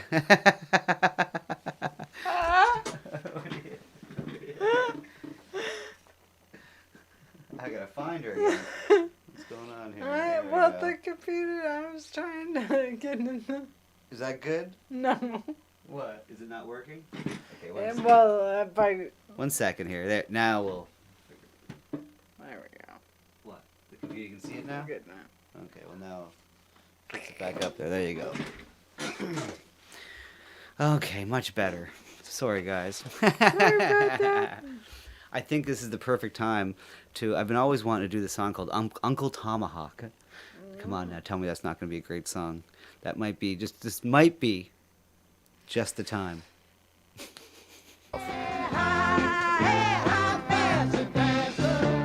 Her career had been stalling.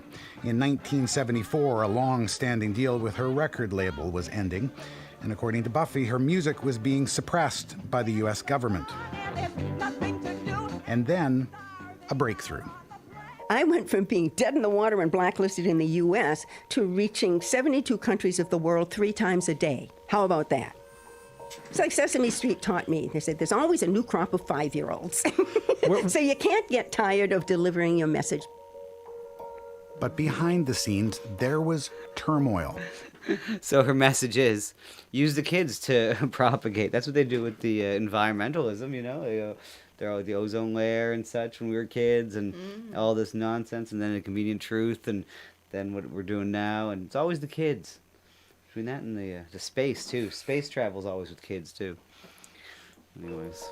According to Heidi St. Marie, Buffy's niece, it began with a chance encounter in 1975 before her first appearance on the program.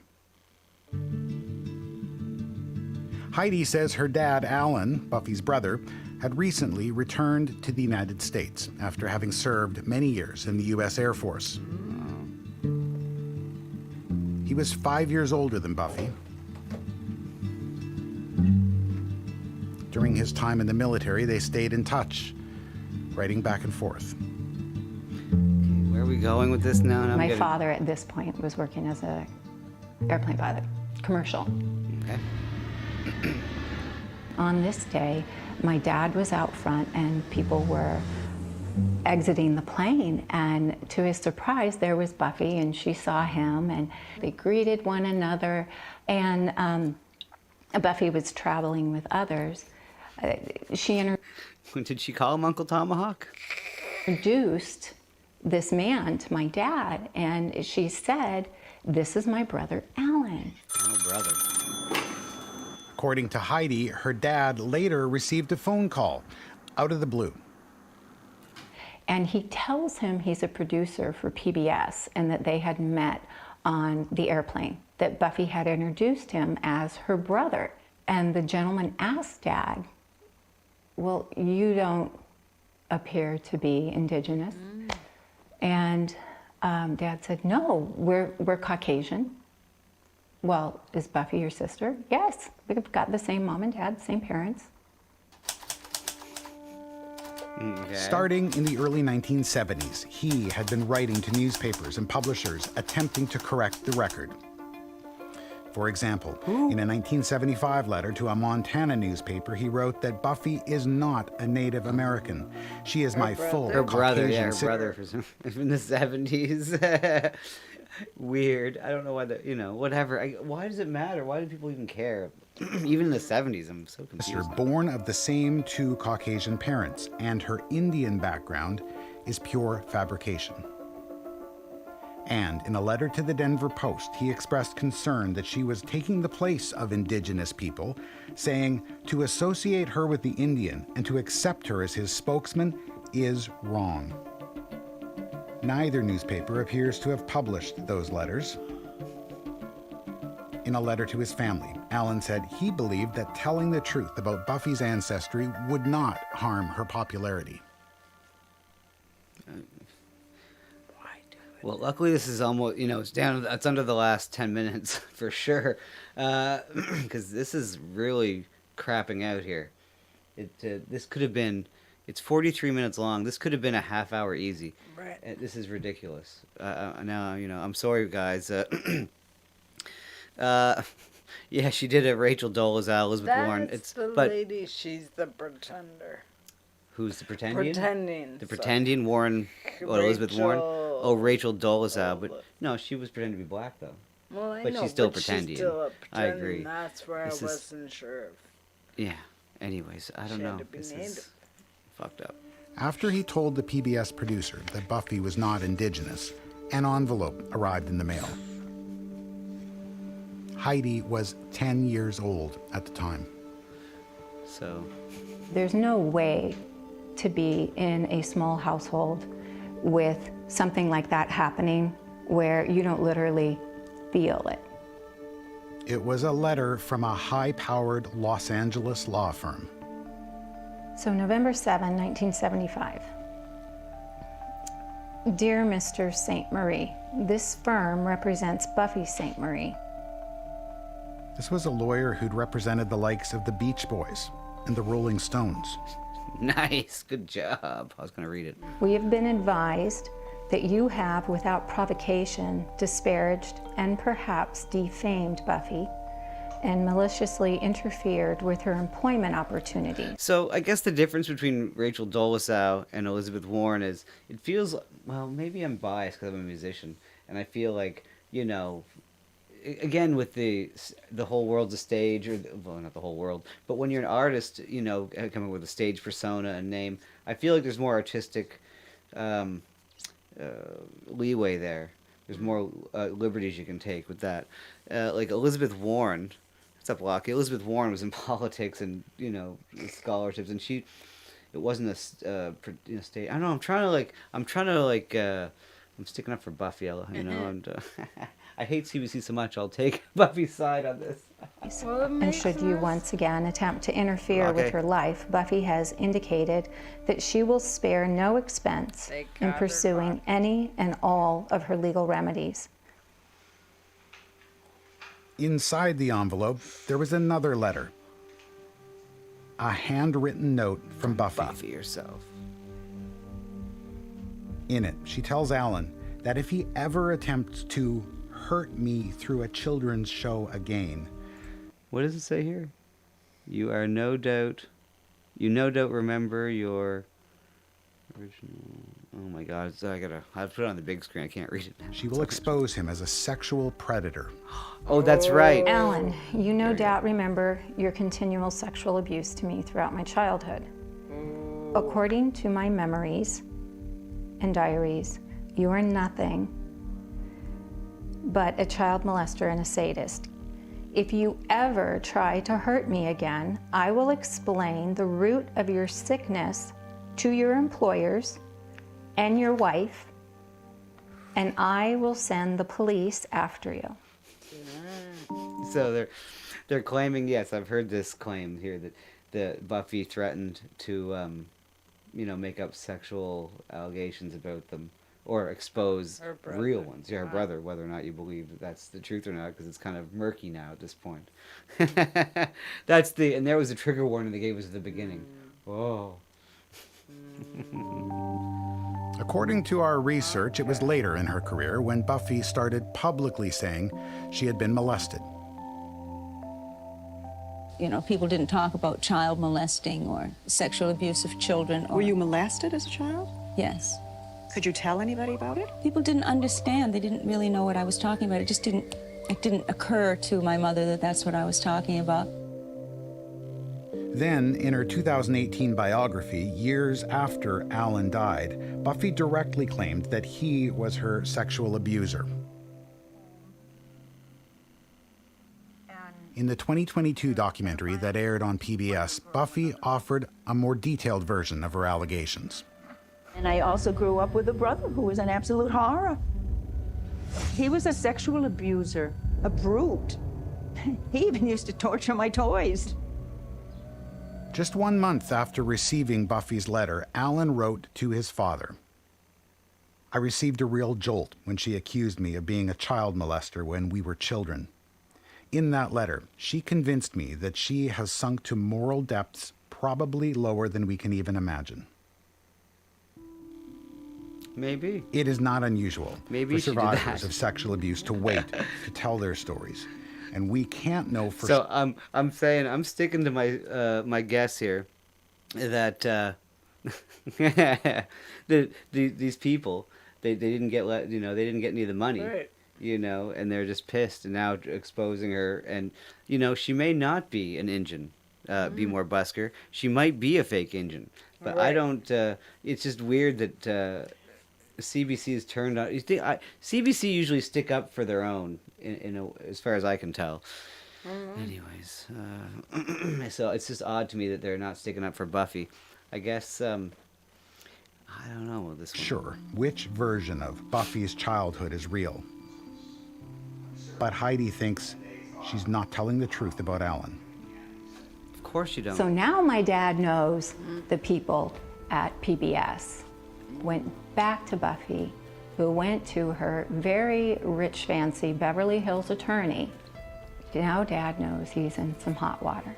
If you tell people that I am Caucasian, I will tell people that you are a pedophile. Heidi says Buffy's message appeared to have its intended effect. In that same letter to his father, Alan said he had decided to back off. Yeah, and because he didn't have. And so this actually kind of goes along with, I guess, my mindset of her as using a stage name and trying to be like someone that she isn't as a superstar or whatnot.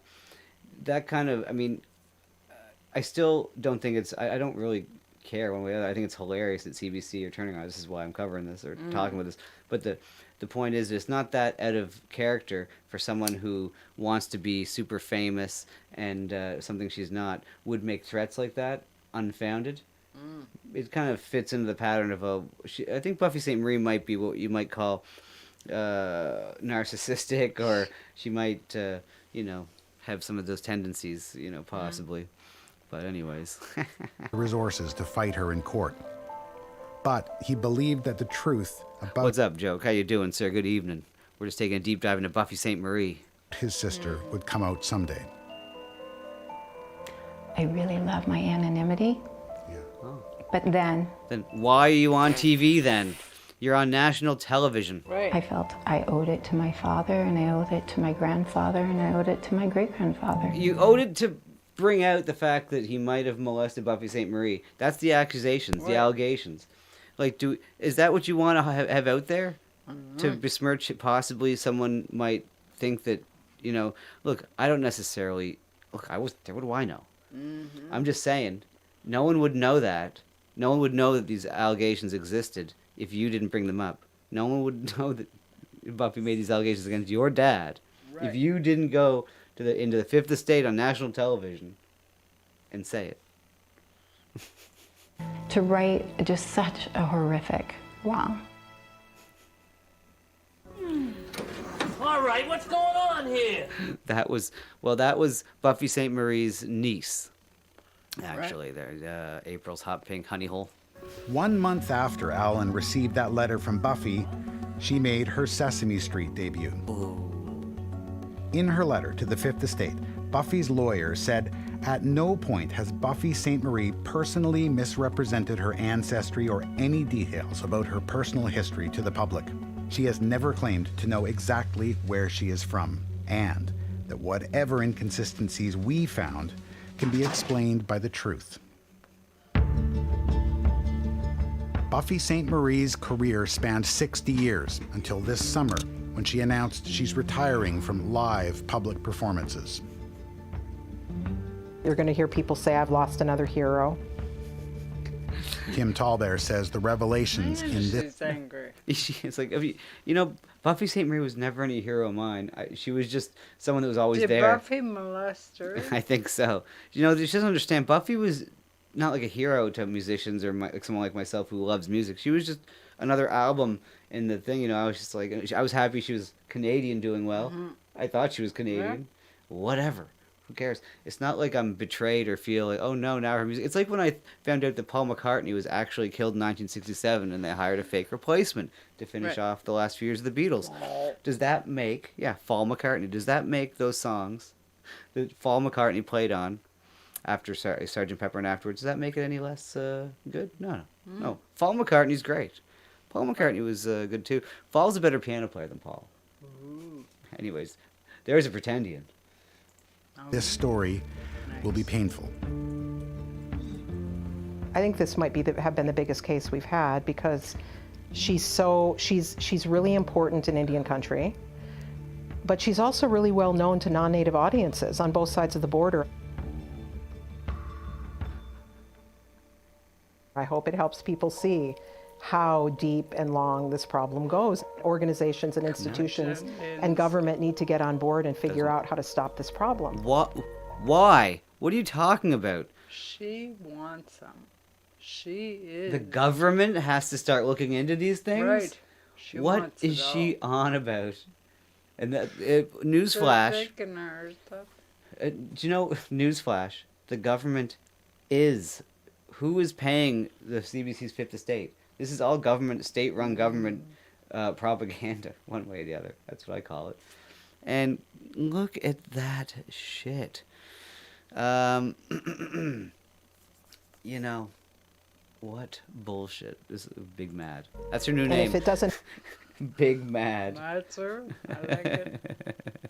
Happen after this case, then I don't know where we go. Look at pretending. Buffy's a good musician and she writes beautiful songs and she's done some amazing things. But we must destroy her. Right. For what, lady? For what? I want to know. I think it's so the family. Well, we'll talk about this at the end. It's almost a few seconds. Did she have to do it in red face? That's the question. And I would argue that she didn't have to. She chose to do that.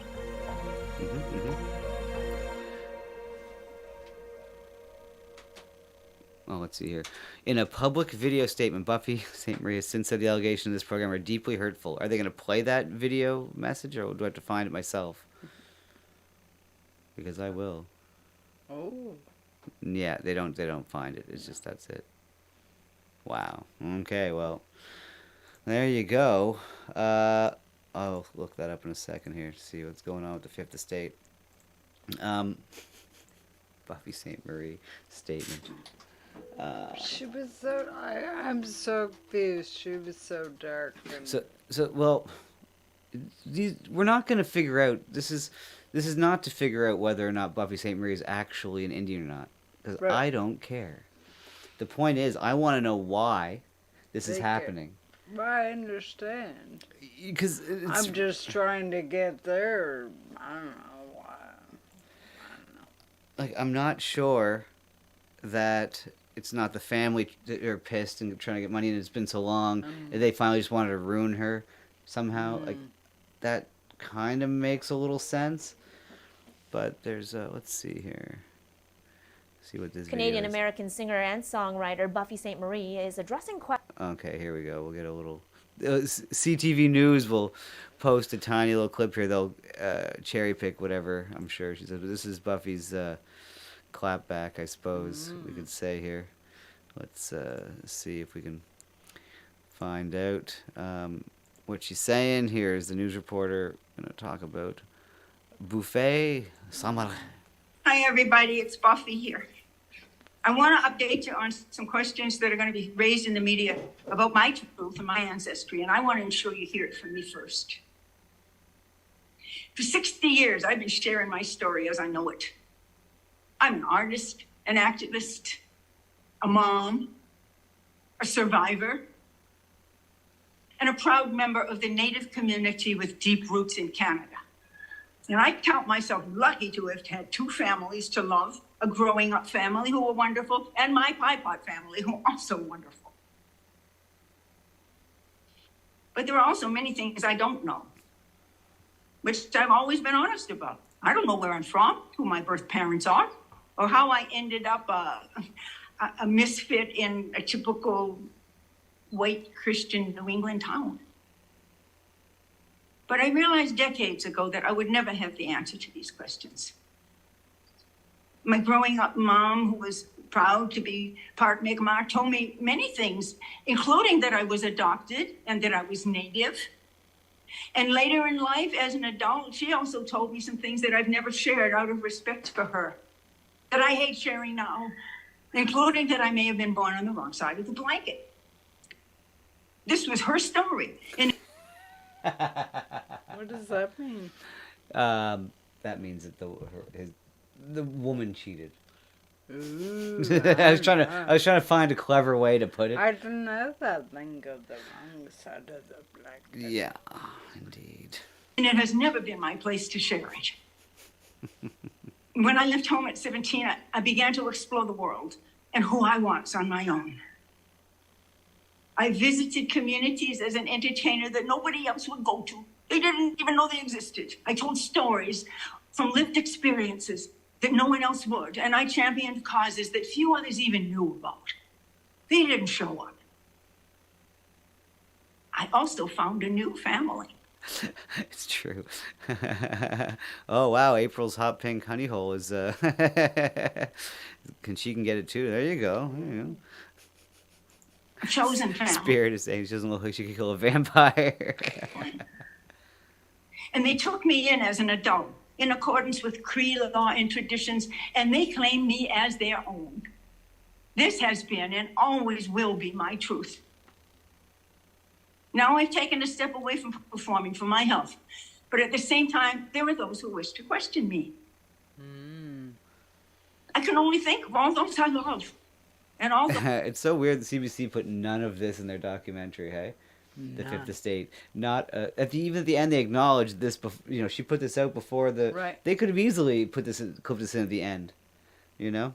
Anyways, and Be More Busker's pointing. Yeah, she is blaming her adopted mother. That's very weird. those who see themselves in my story, my chosen family, my growing up family, Indigenous people who have lost their heritage, and survivors of abuse who have had their stories questioned. These questions hurt me. They still do, but they also hurt others. They're questions I've struggled with my whole life. So what can I say now? I know who I am. I know who I love and who loves me. And I know who claims me. And to those who question my truth, I say with love, I know who I am. I gotta say, this is CTV did not edit this. I thought it was going to just be edited and they'd be just commenting on it most of the 3 minutes. That's very good. Oh, there we go. That's CBC it. did not immediately respond to our request for a statement, but did tell the Canadian Press, beyond what's in the program description, we have nothing more to add. Now there we go. Newscast on newscaster violence. Basically, they're questioning each other. CTV reached out to question CBC, and they gave a little bitchy comment. Well, beyond what's in the program description, We have nothing more to add. I'm Chuck Thompson at CBC News. You can suck my CBC dick. They'd be getting You can suck my white Chuck Thompson sign. Anyways, poor Buffy. Why they gotta do Buffy like that? Anyways, well, you know, B-More Busker says she kind of does look native. Yeah, this is she very well may be. You know, this is the thing. Like, it's not like CBC has ever gotten anything right ever anyway in the last 5 or 7 years, whatever it's been. So, you know, the fact I'm telling you, it has. I don't know who the family is. I wouldn't be surprised if this family had some ties in with CBC somehow, and they were pissed and they got this made to destroy Buffy because they weren't in the will. That's Right. my guess. And or I don't know what's going on with this guy who hunts Pretendians. There's at the beginning, they didn't go back to the guy. At the very beginning, there's a guy that investigates all kinds of Pretendians, he says. And he's a real cowboy. Hunting down Pretendians. I love that little joke. Anyways, so, look. I think that's a wrap. You know what I mean? I think Pretendians, Uncle Tomahawk, I think we need to make a song soon. It's coming. It'll be, you know. Inspired by Miss Buzz? Buffy St. Marie? Busty Busty St. Marie. If only she had a larger breast cup, know. then it would be funnier. If she was like the Dolly Parton of the Cree tribe. Busty St. Marie. Good stuff. Cool in the Gang. On the way out, we got to play a song. I don't know what song. Any requests, lovely assistant? I mean, you know. Yeah, I'm taking your requests. Yes. Anything old, anything new. Old? Old. How old? You know. Carl. You want Carl. I love that song. You know what? I mean, that's a good one. Why is there... I'm going to have to check my Meatball video now. I went to my playlist where all my songs are on. And now Greg Garilmo has an ad on his... Why are there ads on my video? I don't know. I'm so confused. There shouldn't be. Right. These are my videos. Anyways, sorry. I'm going to have to investigate that a little further. Very odd. Very odd. But before we go, we will play a song that the lovely assistant requested. And if I could only find it. I don't know. Oh, there it is. Beautiful. So, on that note, I hope everyone has a great night, and thank you for hanging out in the long and winding road of what's his name, Buffy St. Marie. Okay, guys, and now on the way out, we're gonna have a little Carl, Busty St. Marie. Okay, guys, peace out. We'll see you sooner than later, probably Wednesday. Who knows? Whoa, happy Halloween, everyone. He's big, bad, coming down the street, getting shut down for his hate speech. The content king, no one's got bigger balls than him. You see him coming, better get out the way. Count Carl or the rapper, or maybe he's gay. It really doesn't matter which Carl you get, because every single one's gonna get you upset. See, cause Carl's the man. A, another master plan. R, are you ready for this? L, for the losers who always get pissed. I say that Carl is nuts. I say he doesn't give a fuck. I pray he keeps it up. I think so far he's had pretty good luck. Count Carl, well I'm from the past. I'll inform all the slave owners when I get back. They don't have long, enjoy it while you can. It appears your Negroes will be a free man. Man? Did someone say man? I'm gay, so it's fine if I call you a fag. What's wrong? You don't want to make out? I'll bend you all over and make you shout. Carl, the content king. Carl, Carl, the content king. We think he's gonna die every time he's going live. See, Carl keeps it tight. A, as he walks New York at night.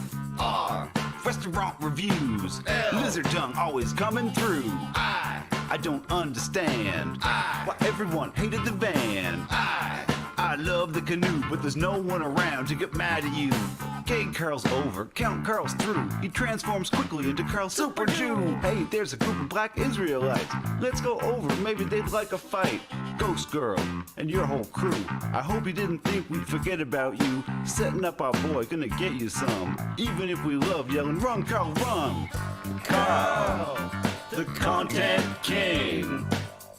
Carl, Carl, the content king.